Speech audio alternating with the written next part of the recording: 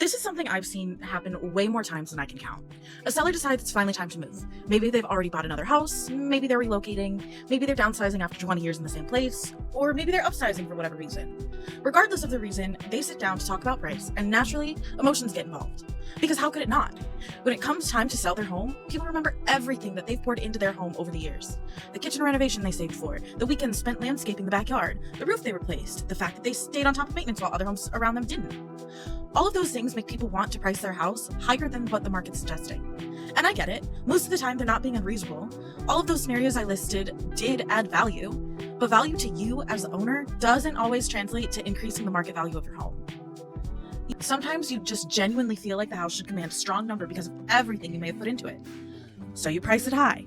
Maybe not wildly high, maybe just a little above where the market realistically wants to be, figuring you can always negotiate it down later, right? And maybe at first, it doesn't seem like a huge problem. The listing goes live, friends and family text you saying the house looks beautiful, a few people save the listing online, maybe there's a couple showings the first weekend. But then, things start to slow down. Week 2 feels quieter. By week 4, you're checking Zillow constantly, trying to figure out why the home isn't selling. And somewhere around that point, the dreaded conversation starts. Do you think you should lower the price? Usually by then, the house has already lost momentum. And you usually don't even realize how much momentum matters until it's already gone. Hi, my name is Hannah Garcia. I'm a realtor in the states of Wisconsin and Illinois, and this is my channel, Heartland Homes with Hannah. And as of May 2026, I've been selected for the Realtors Association of South Central Wisconsin's inaugural class of 40 under 40, which recognizes rising leaders in the real estate industry in this part of Wisconsin. So if you're thinking about selling your home and want to work with a rising leader in real estate, check the link in the description to set up a free consultation with me. Also in the description will be a link to the announcement that the association I belong to published. But in today's video, I want to talk about pricing. Not the generic shit just about how agents pull comparable sales. No, I want to talk about how pricing changes the way buyers behave, how it'll affect negotiations later, and why pricing wrong at the start can quickly cost sellers far more than they expected. And I want to talk about everything in between. We'll also be walking through some local homes that sold quickly in the Madison market. So the properties you're seeing today are no longer available in the market at the time of posting this video. Because pricing isn't just throwing a number onto the MLS, it's about how buyers emotionally respond to your house the second they see it online. One thing I think sellers deserve more transparency about is this. Buyers do not see your home the same way you do. They approach your home with a vastly different perspective. You see years of ownership, money spent on maintenance and upgrades. You see your bottom line. But they see what else is available in that price range. You remember what you spent on upgrades, and they're comparing square footage, finishes, location, layout, taxes, condition, monthly payments, etc., etc., etc. And all of that comparison happens lightning fast, sometimes within seconds. A buyer scrolling listings at night is making rapid decisions about what even feels worth touring. They're opening one listing, then another, so on and so forth. And what you price your home sets expectations immediately. If a home is priced aggressively high, buyers expect the home to feel exceptional when they walk through the door. So if they show up and the layout feels smaller than expected, or the finishes feel slightly dated, or the home just doesn't emotionally hit the way the price prepared them for, you start losing people. And no, that doesn't mean the house is bad. Sometimes it's because there's a mismatch in expectations based off of what the house was priced at. To put it simply, a high price sets higher expectations before a buyer even walks through the door. Even if a house is priced just slightly higher than the market value, it makes the buyers want that home to have a level of perfectionism that might not be super reasonable. And that's the part sellers don't always see happening in real time, and they usually don't consider this. They just experience the silence afterwards. They don't get an offer, no second showing. They get vague comments like, the buyers decided to keep looking. Or in other words, there's no real feedback. Now, on the flip side, when buyers feel like the home is priced well for the neighborhood and the condition, they approach it much differently. They walk in hoping it works, paying closer attention. They may even be more prepared to get into a multiple offer situation, which is exactly what you want to have happen. Because buying a home is an emotional process, and it's a huge commitment. People can pretend it's purely financial, but it isn't, nor should it be. A buyer can walk into a home and decide within minutes whether they can picture themselves living there. And once that emotional attachment to the home starts happening, pricing dynamics change very quickly, especially if multiple buyers are having the same reaction at the same time. There's a phrase agents use all the time, and it's called a stale listing. I don't think most sellers fully understand what this means and how it affects their listing. Obviously, a stale listing is probably self-explanatory in the basics of what it is, but we're going to talk about it on a deeper level. When a house sits on the market for too long, here's how that often gets interpreted on the buyer side. The first week a listing hits the market is usually when it gets the most attention. I mean, quite literally, the algorithms that drive the MLS and home search websites push the listing more on the first week than it does in later weeks. But also, Buyers who have been waiting for something in that neighborhood suddenly see it pop up. Agents send it to clients, saved search, notifications go out. People schedule showings quickly because nobody knows whether the house is going to go fast. That uncertainty creates urgency, and we like urgency on the seller side. But once a listing sits for a while, that urgency turns into hesitation. Buyers begin wondering why nobody else bought it. And sometimes there's nothing actually wrong with the house. Sometimes it boils down to it simply was just overpriced in the beginning. But buyers don't necessarily separate those things out. They just know the house has been sitting and they're much less likely to want it if it's been sitting. So now instead of walking in excited, they're walking in skeptical, almost with an attitude that the house needs to prove itself to them. And if they've got a good agent, skeptical buyers negotiate differently. They take more time because they feel less pressure. They're more likely to ask for concessions. They're more likely to come in under asking, more likely to push harder during inspections. Because the listing itself has already signaled that the seller may not have much leverage. That's why pricing correctly from the beginning matters so much. And I know no one enjoys this part of the process, but trust me when I tell you, this sets the tone for the entire rest of the selling process. Because market momentum is incredibly difficult to rebuild once it's lost. And this is where I think a lot of sellers accidentally misunderstand price reductions, because from the seller's perspective, a price reduction feels logical, right? Like, okay, the market didn't respond to this number, we'll adjust and try again. And like I said, that's a reasonable assumption, but that's not really how the market works. Once again, the buyer side doesn't see price reductions in the way that a seller does. To put it lightly, to a buyer, a price reduction isn't a good sign. Sometimes it confirms that the original price probably wasn't working, and there must be some good reason for that. And once buyers see multiple price reductions, they all start wondering what else might be wrong with the house. And again, there may be nothing wrong with the house, other than simply it was priced too high to begin with. But perception matters a lot in real estate. A house that feels overlooked psychologically starts attracting a different type of attention than a house that feels competitive. And yes, sometimes a price reduction absolutely helps and sometimes it's completely necessary, but ideally you want to prevent putting yourself in that position in the very first place. So when I sit down with you at the start of the selling process, I'll ask you to come with 3 numbers, and I'll bring 2 numbers too. The 3 numbers I want from you are, number 1, I want your dream number. This is the number that in your best case scenario, in your dream world, this is how much your house would go for. The second number I want from you is your bottom line. So the opposite of the first number. I want you to ask yourself, what is the absolute minimum you need to walk away from this transaction? This is the number where financially everything still works and you can move forward with your life comfortably. You may not be happy about it, but you can be comfortable and you can live with it. And the third number I want from you is a number in between these 2 case scenarios.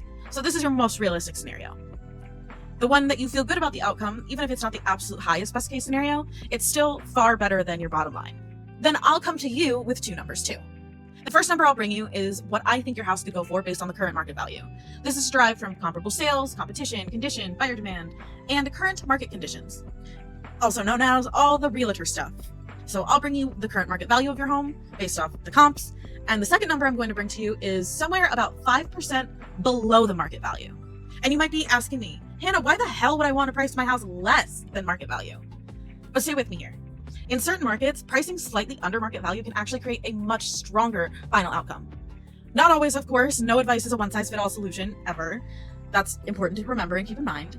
I'm not saying every house should be underpriced. Market conditions matter enormously. But in the markets I work in, like Madison, Milwaukee, and Chicago, these markets have conditions in which pricing slightly under market value works incredibly well. These conditions make this favorable are having lower inventory and higher buyer demand. In the right environment, pricing slightly below where buyers expect can create a completely different level of activity around a listing. You'll be more likely to get more showings, more urgency, more emotional investment, more buyers feeling like they need to move quickly before someone else gets that house. Remember, urgency is what we want to create. And when that happens, sellers sometimes end up in a far stronger negotiating position than they would have been if the house had simply sat at a higher number. I've seen homes priced slightly lower generate multiple offers within days, and multiple offer scenarios are the start of bidding wars. You know what bidding wars mean for the seller? It means the possibility of netting a higher price in the end. Are you starting to see why, though counterintuitive, pricing your house lower at the start has the potential to gain you more when it's all said and done? And I've seen the opposite happen too. I've seen homes that start off too high sit for months before eventually selling for less than they probably could have gotten if they had launched differently from the start. This is why locking down the right price from the start is so crucial. It protects your leverage when it comes down to negotiations. And it positions you to sell your home faster and for potentially more money than asking for that higher price at the beginning. Something else that I want to warn you about if you price your house too high, you could get the appraisal back and it appraises under value. I'll do a whole video about this topic more in depth. the topic being appraisals. But for the purpose of this video, I want you to understand that if that happens, all that really means is we start negotiating again with the buyer's side in order to figure out how to move the transaction forward or not, and it becomes a whole situation. Because even if a buyer emotionally falls in love with a house, a lender still has to approve them for the loan. So appraisal issues can get messy fast and even be deal ending. And we want to avoid that headache if it's possible. And in the event that we have to go back to negotiations with the buyer side, you're in a much better position in that conversation if the buyer was the one offering more than you were asking, versus if you as a seller were the one asking for that higher price point. So again, getting the price right from the start will be pivotal throughout the entire transaction. I also think sellers sometimes overestimate how renovations translate into value. And I completely understand why. If somebody spends thousands of dollars renovating a kitchen or a bathroom or the other room, naturally they want that investment to be reflected in the price that they priced their home at. But real estate doesn't exactly work dollar for dollar like that. Sometimes renovations absolutely do help improve your value. And sometimes they simply help the home compete better against nearby listings. And sometimes the renovations you make were purely for your taste and your enjoyment. And your enjoyment living in your home is important too, but again, that doesn't always translate dollar for dollar. That doesn't mean the renovations you made were pointless. Far from it. Like I said, if you got enjoyment from renovations that you made, that was more than worth it. And good updates absolutely can improve buyer response. But it's important to understand how the surrounding market affects what buyers are realistically willing to pay, no matter how much a renovation costs you at the time. This is why I think the launching of a listing matters so much too. The preparation, the pricing, photography, the timing, all of it works together. Sellers sometimes think the negotiation is where all the money gets made, but a lot of that leverage is actually created before we ever even put your home on the market. A seller with one offer in 90 days on market is negotiating from a very different position than a seller that gets 3 offers in their first weekend. The second seller has options. The second seller has urgency working in their favor. And most of the time, that situation didn't happen by accident, but it came from launching the home in a way that made buyers respond quickly and emotionally.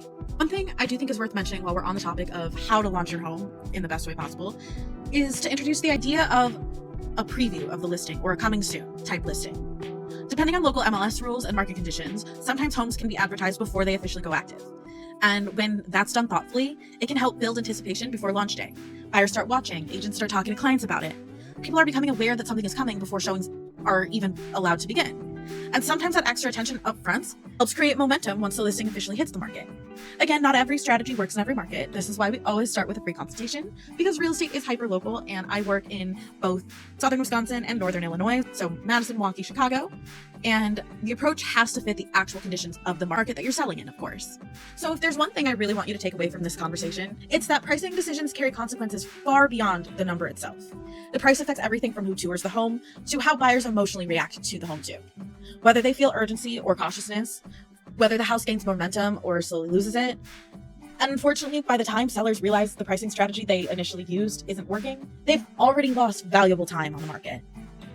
What I do if we work together in selling your house is I help you avoid getting into that position in the first place. We avoid having the listing stall later by taking an honest look at the market before we launch.